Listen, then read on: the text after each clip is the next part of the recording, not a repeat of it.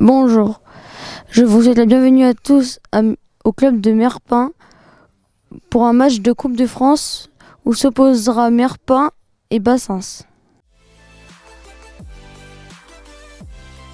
Vous pouvez changer, hein.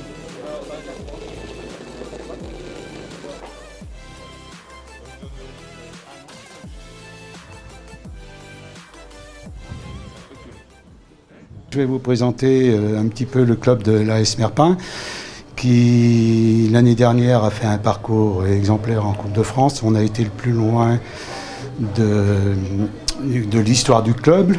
Le club aujourd'hui est composé de 3 équipes seniors, une A, une B, une équipe A7 et une école de foot avec toutes les catégories d'âge. L'équipe B a fait un parcours à peu près honorable.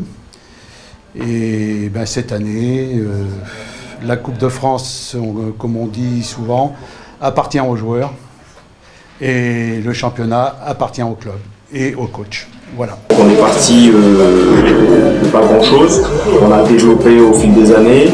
Là on est vraiment sur une base familiale, c'est avant tout le mot d'ordre pour le club, que ce soit des plus petits ou plus grands. L'idée c'est maintenant de commencer à travailler dans la qualité, on a une certaine quantité déjà maintenant, en termes de logistique on est au maximum presque. Donc de commencer à travailler sur la qualité, on a des éducateurs dans toutes les catégories, on a d'ailleurs toutes les catégories répertoriées pour le foot. Le coup d'envoi est donné par l'AS Merpin et ce sont bien les visiteurs du CMO Bassens qui mettent rapidement la pression sur les buts adverses. Mais la frappe ne sera pas cadrée. Les locaux réagissent sur coup franc, mais ils n'inquiètent pas le portier adverse. À la 31e minute, sur une frappe instantanée des 25 mètres de Thomas Lemarec, qui finit sur le poteau, à 2 doigts d'ouvrir le score. C'est au tour des locaux de répondre, mais la frappe également n'est pas cadrée. À la 41e minute, sur un festival de dribble d'Alan Lafille qui tente sa chance, mais le portier adverse est vigilant avant que l'arbitre de la rencontre siffle la fin de cette première mi-temps avec un score de parité 0-0.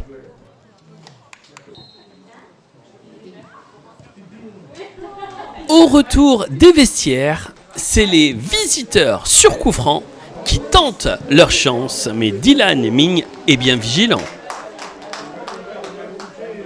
Les locaux sur corner, mal ressorti, et c'est Quentin Balou qui trouve le poteau pour l'AS Merpin, mais toujours le score vierge 0-0.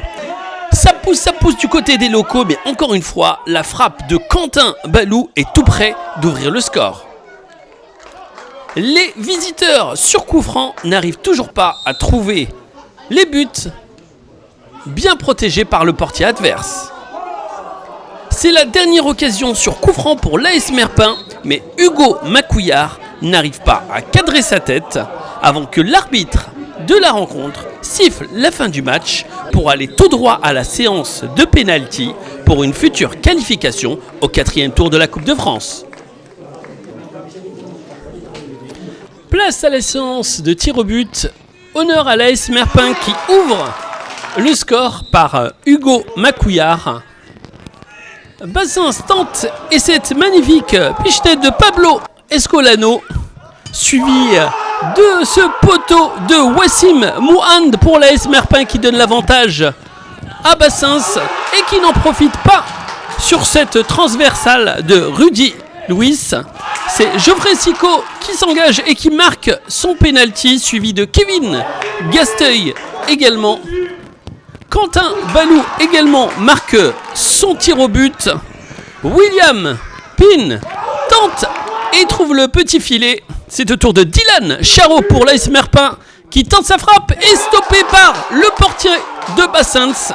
C'est très simple, si Anthony Charlebois marque, c'est la délivrance pour le CMO Bassins qui se qualifie pour le 4e tour de la Coupe de France. C'est par rapport au dispositif, on a commencé par un 3-5-2. On pensait vraiment jouer contre une équipe qui allait vraiment jouer sur un bloc bas et balancer, nous prendre un revers. Donc on était parti sur un dispositif pour préparer le match de championnat de la semaine prochaine. On avait dit on va jouer sur un bloc bas avec 3 défenseurs, 2 excentrés. Et on s'est rendu compte qu'on n'arrivait pas à garder le ballon devant. Et le fait qu'on ne garde pas le ballon devant, fait qu'on prenait des vagues à répétition. Et ça a été très très très compliqué pour nous. Donc on n'arrivait pas à se trouver, on perdait vite le ballon, on a perdu confiance en nous. Et à partir de la 30e minute, quand je suis passé en 4-3-3, on a été quand même bien plus cohérent parce qu'on les a plus embêtés sur les côtés. Et là, ça ressemblait quand même à un match qui était quand même beaucoup plus équilibré après.